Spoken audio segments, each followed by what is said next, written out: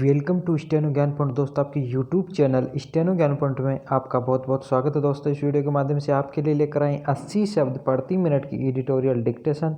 दोस्तों, डिक्टेशन की पीडीएफ अगर आप प्राप्त करना चाहते हैं तो वीडियो के डिस्क्रिप्शन में दिए गए लिंक को फॉलो करके आप वहाँ से प्राप्त कर सकते हैं, या फिर हमारे टेलीग्राम ग्रुप को ज्वाइन करके वहाँ से भी आप डिक्टेशन की पीडीएफ प्राप्त कर सकते हो। और दोस्तों, अगर आप हमारे चैनल पर फर्स्ट बार विजिट कर रहे हैं तो हमारे चैनल को सब्सक्राइब शेयर करना ना भूलें, साथ ही बेल के आइकन को प्रेस कर लें ताकि आने वाली ऐसी महत्वपूर्ण डिक्टेशन से संबंधित वीडियोज की नोटिफिकेशन आपको सबसे पहले प्राप्त हो सके। तो चलो दोस्तों, डिक्टेशन स्टार्ट करते हैं।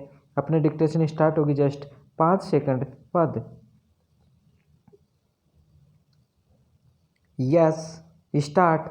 पिछले कई सालों से दिल्ली और राष्ट्रीय राजधानी क्षेत्र यानी एनसीआर के प्रदूषण की समस्या पर लगातार सरकारें चिंता जताती रही हैं।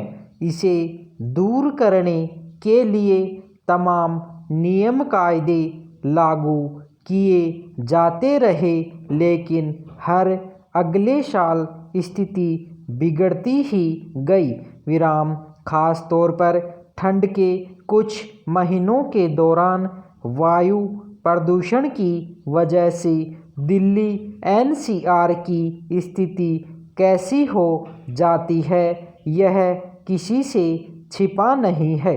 विराम। यह हालत तब है जब प्रदूषण पर काबू पाने के लिए कई अलग अलग संस्थाएं और एजेंसियां काम कर रही हैं। विराम। लेकिन केंद्र सरकार का मानना है कि इस समस्या से निपटने में इन एजेंसियों की भूमिका अपेक्षा के अनुरूप साबित नहीं हो पा रही है। इसलिए अब नई पहलकदमी और प्रदूषण पर काबू पाने के लिए ज़्यादा सख्ती की ज़रूरत है। विराम। इसी क्रम में बुधवार को राष्ट्रपति ने दिल्ली एनसीआर और इससे सटे राज्यों हरियाणा, पंजाब, राजस्थान और उत्तर प्रदेश में वायु प्रदूषण को रोकने उपाय सुझाने और उनकी निगरानी के लिए एक आयोग बनाने संबंधी केंद्र सरकार की ओर जारी अध्यादेश को मंजूरी दे दी है। विराम। नया आयोग अब पहले से काम कर रहे पर्यावरण प्रदूषण नियंत्रण एवं संरक्षण प्राधिकरण की जगह लेगा। विराम पैरा। इस आयोग के पास प्रदूषण संकट को समाप्त करने के लिए दिशा निर्देश जारी करने, शिकायतों के आधार स्वतः संज्ञान लेने, बिजली आपूर्ति रोकने या किसी संस्था या उद्योग पर कार्रवाई करने का अधिकार होगा। विराम। अध्यादेश में यह भी प्रावधान किया गया है कि प्रदूषण के लिए दोषी पाए जाने पर 5 साल तक कैद की सजा हो सकती है और उस पर 1 करोड़ रुपये तक का जुर्माना लगाया जा सकता है। विराम। यह आयोग पराली जलाने के मसले के साथ साथ वाहनों और धूल कणों से होने वाले प्रदूषण और अन्य तमाम कारकों को देखेगा, जिससे कि दिल्ली और एनसीआर में वायु गुणवत्ता खराब होती रही है। विराम। यानी कहा जा सकता है कि केंद्र सरकार इस मसले से निपटने के लिए अब तक काम कर रही तमाम संस्थाओं के काम से संतुष्ट नहीं थी, इसलिए यह नई व्यवस्था की गई है। विराम।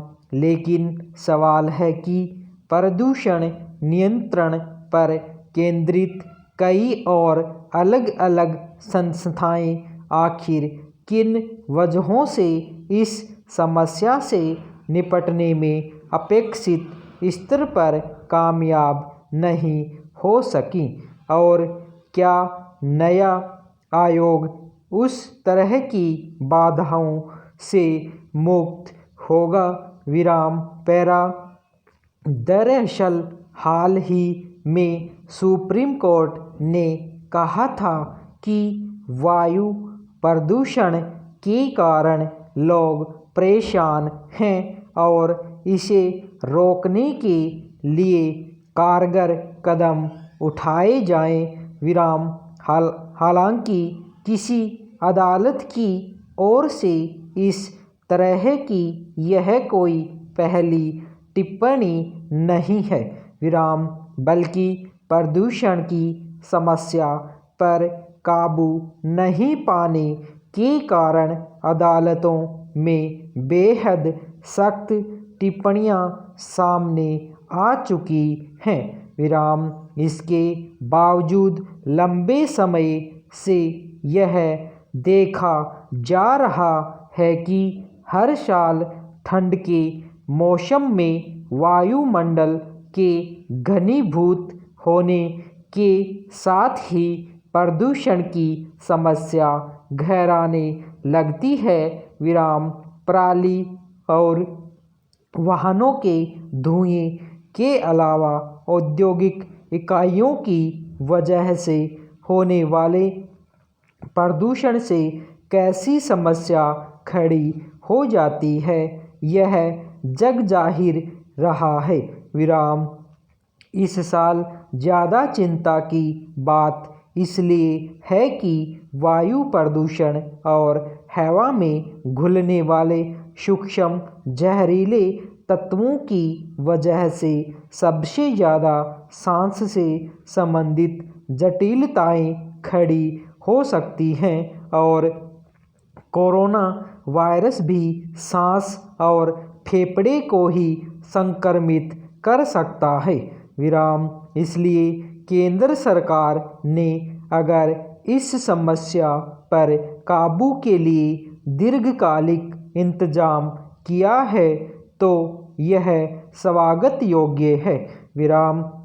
लेकिन प्रदूषण नियंत्रण के लिए काम करने वाली पहले की संस्थाओं के अनुभवों के मद्देनज़र यह ध्यान रखना चाहिए कि नए आयोग के काम के कुछ ठोस नतीजे भी सामने आए। धन्यवाद।